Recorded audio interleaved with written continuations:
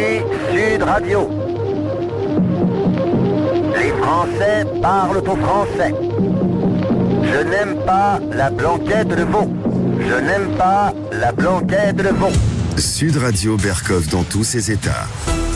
Ils sont venus, ils sont tous là.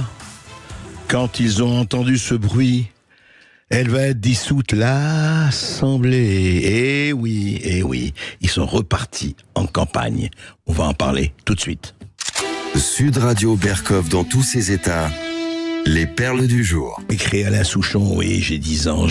Non, ils n'ont pas 10 ans, ils ont quand même un peu plus. Et puis, enfin, ta gueule à récré, oui, c'est des arguments de campagne, pas vraiment, mais on les entend. Par exemple, comme vous le savez, tout le monde est reparti en campagne, tout le monde politique est en campagne, qu'il se présente ou pas, qu'il s'appuie ou pas. Voilà, et notamment, le Premier ministre, il n'est pas resté très longtemps. Premier ministre, Gabriel Attal, il est candidat dans la 10e circonscription des Hauts-de-Seine. Eh bien, il fait, le tour des marchés, il fait ce que font tous les candidats et toutes les candidates qui se présentent pour les élections législatives, je le répète, je le radote, du 30 juin et 7 juillet prochain. Voilà. On est parti, gloire, qui va rester, les élus, les rejetés.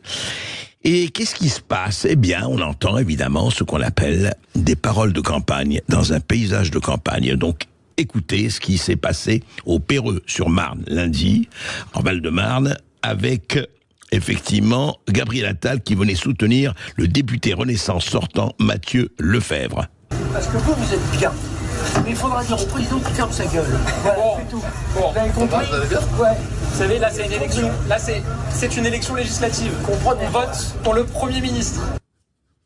Alors c'est assez joli quand même, parce que l'autre lui dit, effectivement, il dit, dites au président qui ferme sa gueule, et Gabriel Attal, un peu gêné, dit, attendez, c'est les élections législatives, c'est pas les élections présidentielles. Et puis il dit, quand même, c'est très joli, hein, les lapsus sont toujours intéressants, ici on vote pour le Premier ministre, mais pas du tout Gabriel Attal. D'abord, vous n'êtes plus Premier ministre, effectivement, et puis deuxièmement, et surtout, on vote pour le député, Mathieu Lefebvre. Mais voilà, je suis là, Gabriel Attal, je suis Premier ministre, donc vous votez pour le Premier ministre. Mais ce qui est intéressant, c'est que l'échange ne s'est pas arrêté là. Parce que le citoyen, là, qui était là, face à Gabriel Attal, il lui dit, comprenez-moi, vous êtes bien, vous étiez même très bien dans l'éducation nationale. Pour l'instant, ça va bien. Ben alors, le président, c'est lui qui nous fout dans la merde. Bon courage. Gabriel Attal, un peu gêné, lui dit, bon, mais on compte sur vous, hein, le 30 juin, hein. Donc, il se dit, puisqu'il dit, bon courage, donc il est quand même pour nous.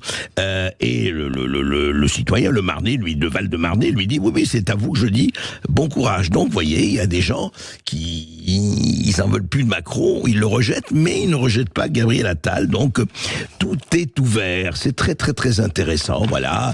Alors, ils sont tous actuellement, vous avez vu les déclarations, on en a parlé hier longuement, on va vous en reparler parce que les perles, les huées, bravo pour nous, c'est magnifique, c'est une manne céleste. Voilà. Alors, effectivement, ils se rendent compte, mais le maire du Havre, Édouard Philippe, l'ancien Premier ministre, bien sûr, disait que le vote Rassemblement National exprime de la colère et un rejet du président de la République et du gouvernement. Et eh bien, Gabriel Attal a répondu, oui, il y a des inquiétudes, des colères, il faudrait être hors sol pour ne pas le savoir et ne pas s'en rendre compte. Je rencontre aussi beaucoup de Français qui sont inquiets, dit Gabriel Attal, et qui sont en colère, et qui ne veulent surtout pas livrer la France aux extrêmes. Et oui, mais est-ce qu'on n'est pas toujours Gabriel Attal, Emmanuel Macron, Mélenchon, Bardella, est-ce qu'on n'est pas toujours l'extrémiste de quelqu'un ? Car qui veut noyer son chien l'accuse de la rage. Sud Radio Berkov dans tous ses états. J'ai embrassé un flic entre Nation et République, évidemment. Vous avez reconnu Renaud, le merveilleux Renaud. Et il y a une polémique, évidemment, en ce moment. Donc, Philippe Poutou, vous savez, Philippe Poutou du nouveau parti anticapitaliste. Donc, il se présente au nom du Front Populaire, du nouveau Front Populaire. Il se présente dans l'Aude et il se présente effectivement du côté de Trèbes, de la ville de Trèbes. Or, la ville de Trèbes, on la connaît pour quelque chose. Il s'est passé, vous vous rappelez, le 23 mars 2018, le colonel Arnaud Beltrame a été égorgé dans un attentat revendiqué par l'État islamiste. Il avait pris la place, c'était évidemment dans un marché, un supermarché, pardon. Il a pris la place d'une caissière et il avait été tué, effectivement. Et donc, ça fait un peu désordre, en tout cas d'un certain nombre de gens qui disent, notamment de policiers, qui disent quand même voir Philippe Poutou là, effectivement, ça réagit assez mal, surtout que effectivement il avait fait un score, vous savez, la présidentielle 2022, Poutou s'était engagé, on l'avait vu beaucoup à la télévision à l'époque, il avait fait un score, le NPA, 0,76% des voix, qui n'est pas effectivement un score très glorieux. Mais surtout, c'est que la présidentielle de 2022, l'affiche du NPA, donc du Vous Parti Anticapitaliste, c'était oui, la police tue, dans nos quartiers et nos manifs, désarmement de la police. Voilà. Alors effectivement, on peut comprendre qu'à Trèbes, ça l'a fait un peu mal et qu'il n'y a pas de trêve à Trèbes, surtout quand on voit ce que disait le programme 2022 du NPA, donc de Philippe Poutou. C'était très clair. Il disait notamment, accueillir tous les migrants qui souhaitent venir en France sans limite, régulariser tous les sans-papiers, accorder le droit de vote aux étrangers, renégocier les traités européens, détruire l'arme nucléaire française, sortir de l'État et la démanteler, désarmer la police en contact avec la population. Voilà, c'est très intéressant tout ça, et puis il y avait beaucoup d'autres choses sociétales et tout.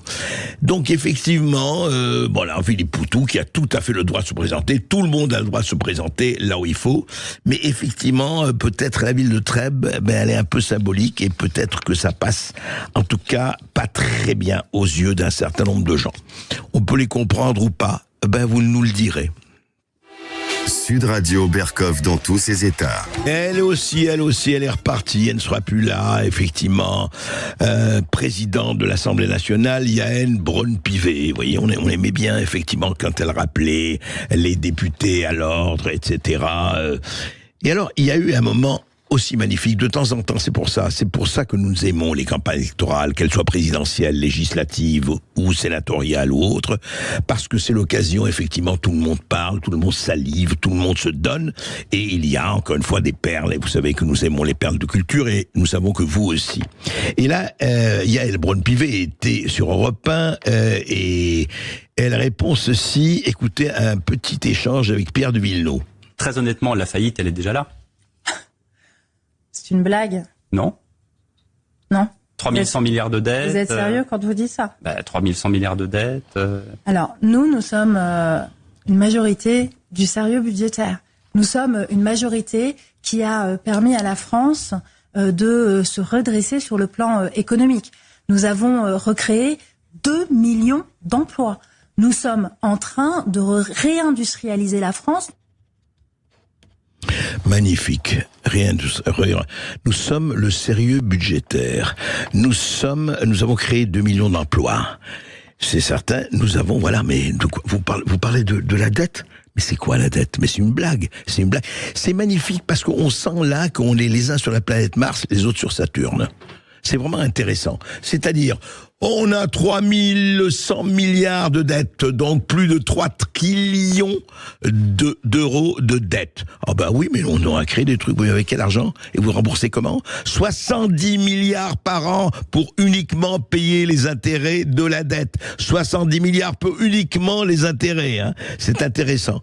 Non, mais tout va bien, mais nous sommes le gouvernement du sérieux budgétaire.